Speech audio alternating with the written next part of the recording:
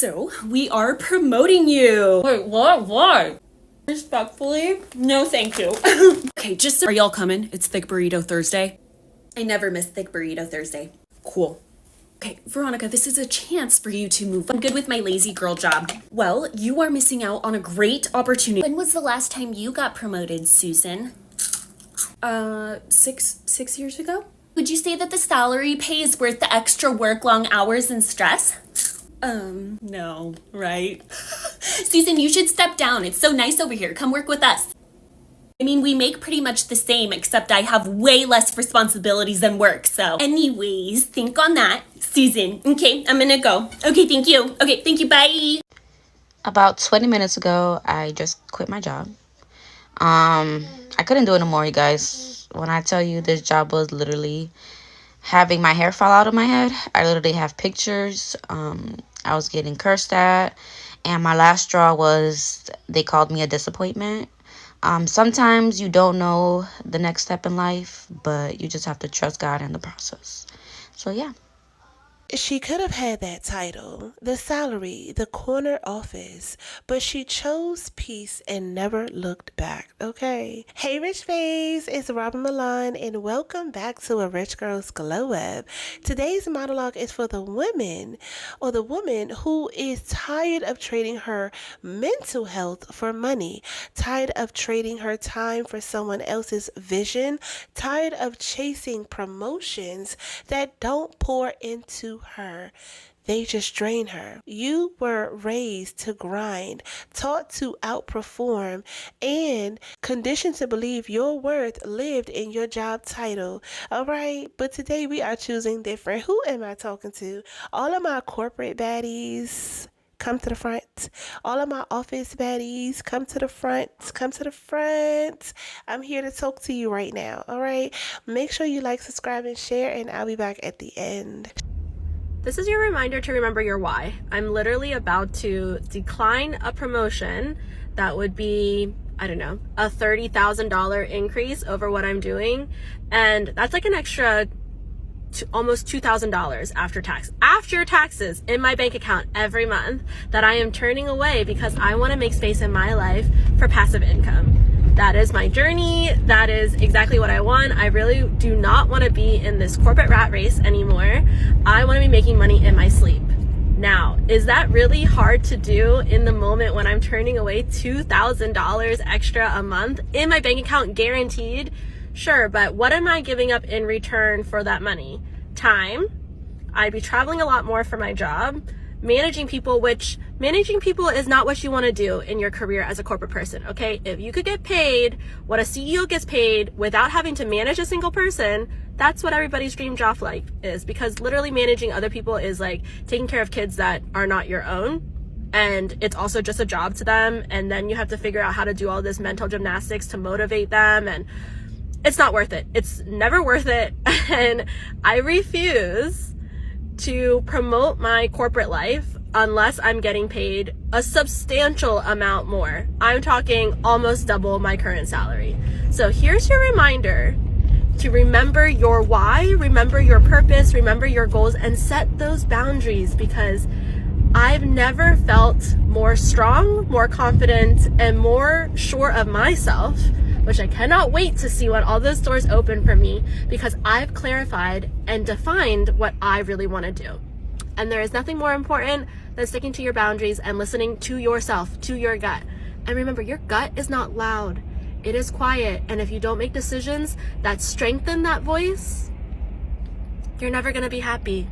And that's truly my end goal. Okay, bye. This is your sign. This is your sign that you deserve a better work environment, okay? When I worked in a toxic work environment, I really wish someone would have told me this, so I'm gonna tell you. You do not deserve to be in that toxic work environment. It is not normal to have anxiety when an email comes through. It's not normal to dread a one-on-one with your boss. You are meant to be in an environment that nourishes you, that wants to see you grow, that wants to see you promoted. I was someone who just thought like it was it. Like I was always gonna be in this like punitive weird corporate environment, and it is what it is. And, you know, it still has its flaws, but what I can tell you, being in a supportive environment has like completely changed my outlook. I feel so much better because your work life always trickles into your home life. I don't care what anyone says. My coworkers are pleasant. There's no one that I hate. In fact, I said the other day in passing, like, oh, I really want to learn to like make pasta from scratch. My coworkers showed up with this cookbook and said, hey, bought one for myself and thought of you when you said that you wanted to learn how to make pasta. A job could literally say they gonna pay me $40 an hour. I still don't want it. All the benefits in the world, 401k down, everything is available. You can start right now. I still don't want the job. This is something I literally keep to myself because I don't think a lot of people understand where I am at this point when it comes to jobs, and I'm not even playing. It's not even about the money no more. My last job, I made the most money I've ever made in my life, and I still resigned from that job because it's not about the money. Like, once you realize and you've touched enough money at a job and realize how much you're still unhappy, how much you still are behind on stuff, how much it doesn't really make you happy or fulfill you. No money moving forward is going to make you want to work at a job. I'm officially at that point. I've been telling y'all, I don't want to work for nobody. The thought of me clocking into somebody's job gives me extreme anxiety. I don't care about the money. It's nothing a job can say to me to make me say, hey, okay, I want to come work for you. Nothing. It's nothing you can say. I don't want to do it. I would literally, quite literally, use my own products that I make and go on the street and sell it with a tent set up and make money that way than to clock into a 9-to-5. It's not about the money. If it makes me happy, that's where I'm going to be. And a 9-to-5 does not make me happy. I'm sorry. So workers are refusing promotions. Let's talk about it. A recent article in Business Insider showed a whopping 42% of workers are turning down promotions. There are several reasons. The first two, stress and burnout. Many employees believe that they're already maxed out and accepting more responsibility is just going to push them over the edge. It also talks about people nowadays just are valuing more of a work-life balance, spending time with their family and friends and less time at work. And finally, without a meaningful pay increase, they're like, no thank you. You know, what this says to me is that the typical climb up the corporate ladder is just not worth it to people anymore. You know, people want roles where they feel valued and balanced and not just a higher title. Very interesting. I'd love to know your thoughts in the comment section. The psychological toll of being the only woman of color at work. Let's get into this because being the only Black professional in your office, especially if you're a Black woman, is not for the weak. So the author of this story is a woman of color, and she talks about being bullied for the first time at work. She was experiencing subtle acts of exclusion.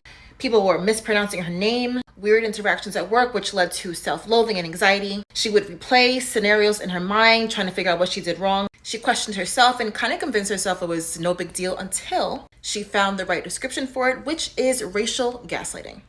She talks about questioning everything and how eventually the white men and women in her department got promoted despite underperforming. Pause to read more. She talks about how isolating and embarrassing and shameful it can feel for just wanting to even bring up these concerns. And unfortunately, I can relate. Being the only woman of color at work is so isolating. You feel like you have no one to talk to, no one to turn to with your real concerns. And I remember a scenario in particular where I'm working my butt off. I know what I deserve. And of course, there's a non-person of color who is not putting in as much work, but is being praised and promoted. Meanwhile, I'm like, what's really going on? But you feel gaslit into thinking that you're not enough, while knowing that you are. If you've experienced this too, you know. So then she goes on to give some tips for what you can do. Starting with, you can leave. Of course, it's easier said than done, but it's an option. Pause to read more. Find some coping strategies if you're not going anywhere. Find a support network. And if you can't leave just yet, plan your exit strategy. Solid advice. So I'm quitting today. I'm going to wait to the end of the day and I'm going to pack my stuff up and I'm going to be out. These jobs don't care about you, and it's up to you to make the decision in life what you want out of life or not.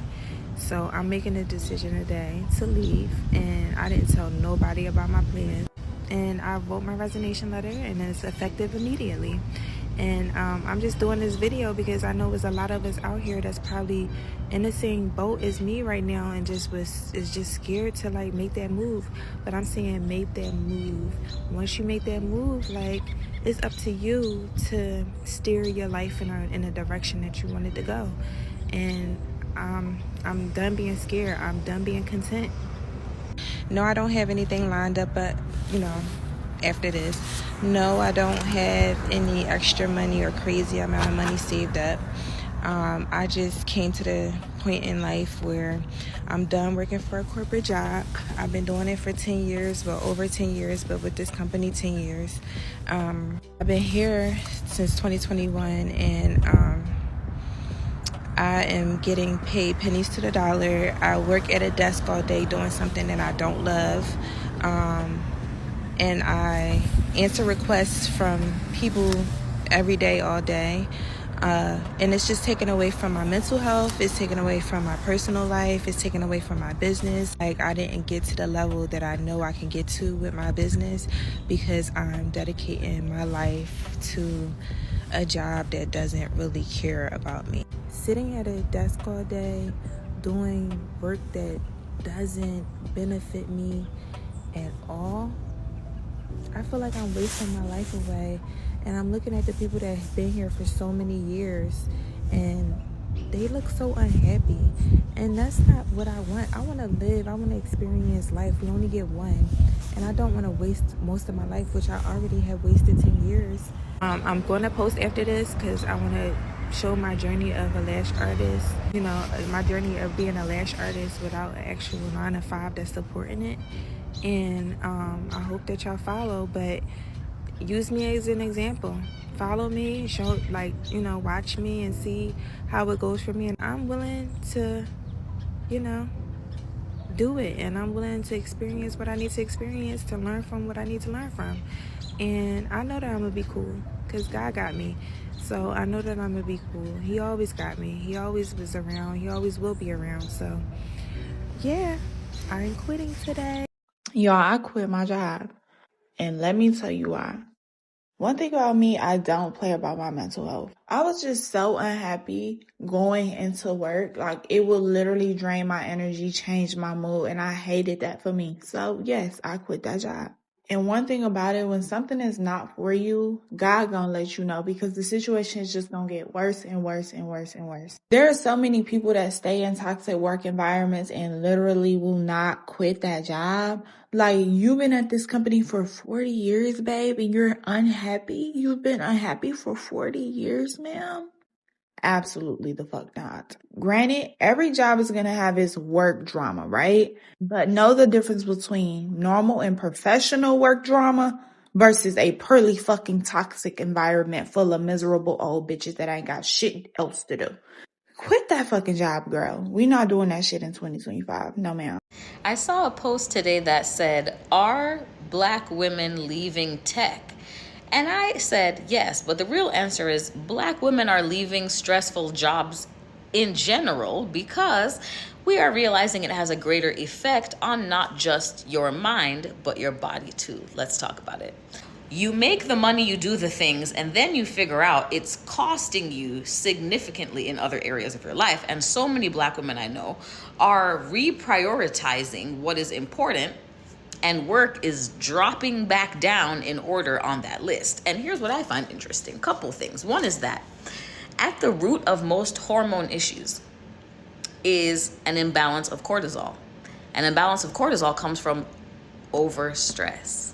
I don't think it is a coincidence that Black women are among the highest rates for a lot of feminine reproductive issues that stem from hormone imbalances, because we're the most stressed out, right? And so I think as we have more knowledge being shared, as we have more studies on this, as we have more wellness practitioners coming and talking about this, I think it is starting a wave of realization that what we do for a living is not just the way you make money, it is the way that your body interacts with the world. And the cost may not outweigh the benefits when it comes to being top dog in corporate America, right? This is something I've gone through myself. I worked in big tech for years and I know the pain. I know what happens when you hit burnout and overwork and it starts to make you sick mentally, physically, spiritually, relationally, all of those things. And so for that reason, I'm not interested in going back to big tech either, but I think it's not just me. And I'm seeing this happening a lot, but to be honest with you, I'm kind of glad to see it.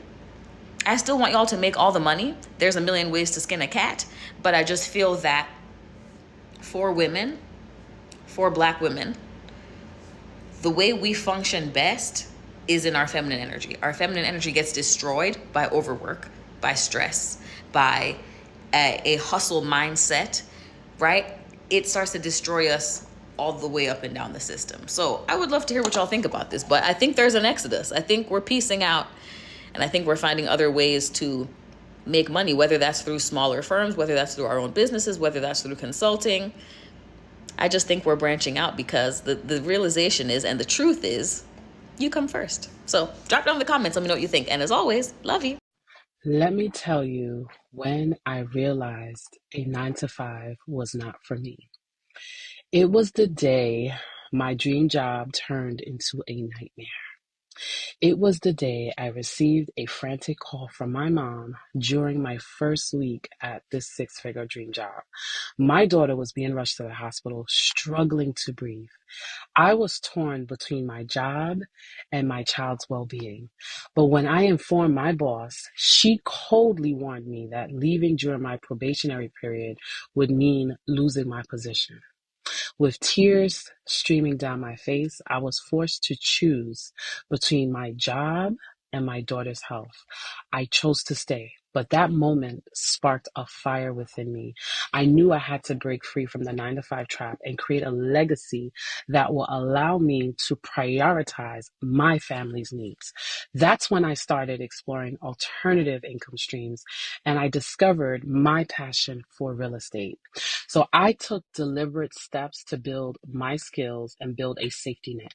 Number one, I diversified my income streams to reduce financial stress.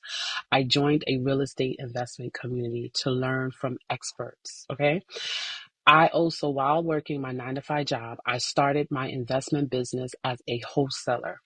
I diligently worked on my side hustle for 8 years, building my skills and confidence.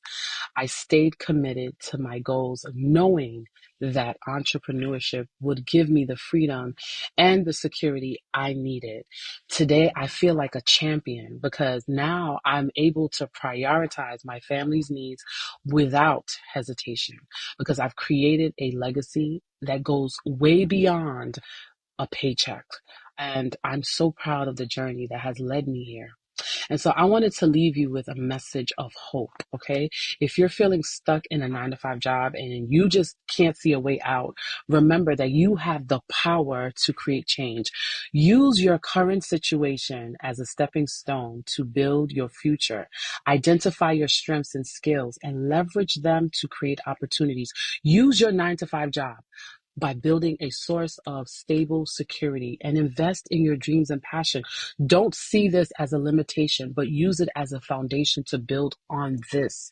You got this. Your dreams are within your reach. You can do anything you put your mind to.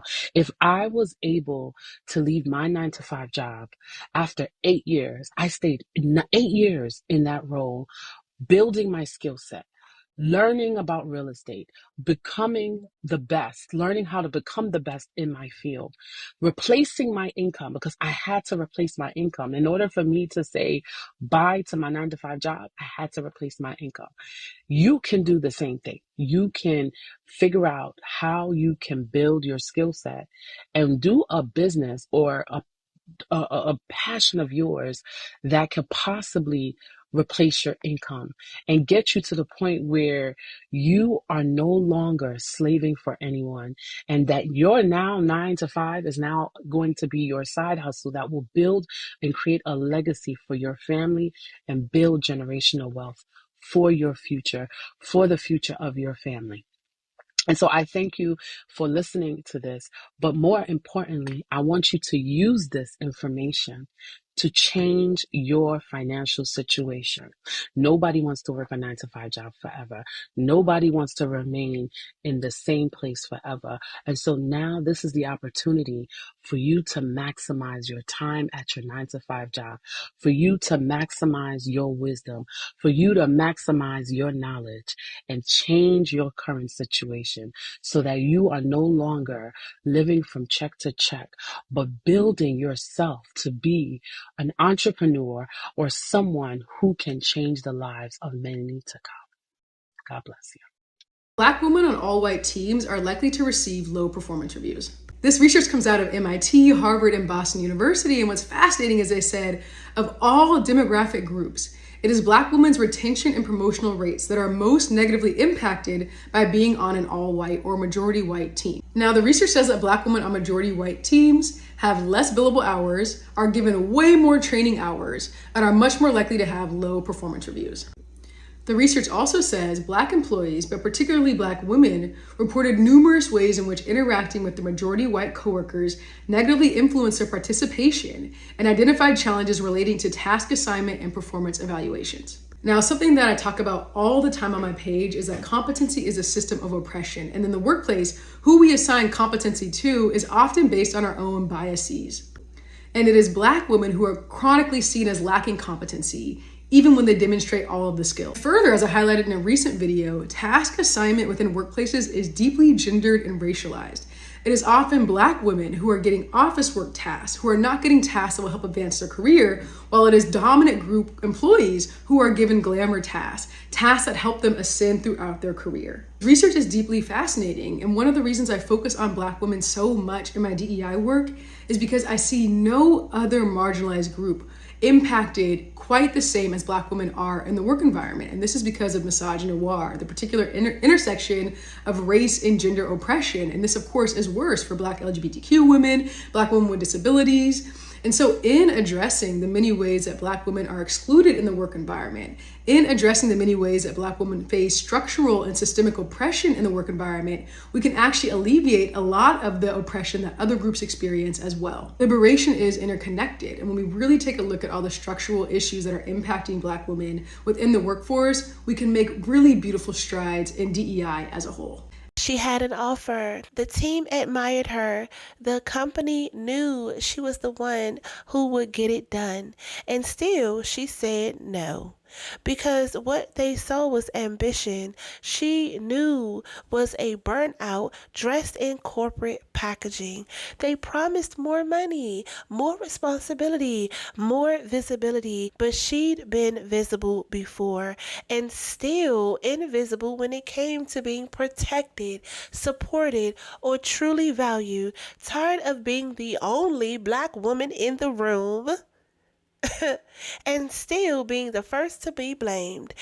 Tired of taking pride in how much she could carry while no one asked how heavy was it. They called it the opportunity of a lifetime. And this time she chose herself. She chose to rest. She chose joy. She chose peace, not just on Sundays, but every single damn day. She didn't leave because she wasn't capable. She left because she was no longer available for emotional labor disguised as leadership. She stopped proving, stop performing, stop being proud of overworking just to be underappreciated. And you know what? Her peace paid her back. Her glow returned. Her body is excelling, okay? And her spirit is saying thank you.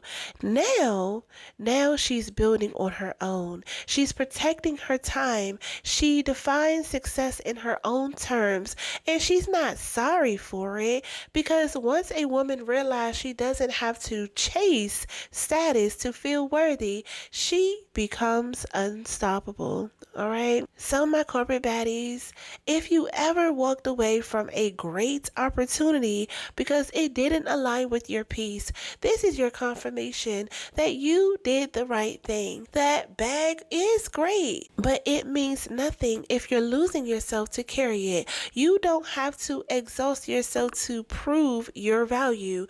You can be soft and successful. You can be at ease and empowered. You can be done and still be doing just fine, okay? Let me know in the chats what y'all think. So be the woman who walks in the room and make people wonder. Secure the bag, protect your peace, and stay rich, rich babes. Love you.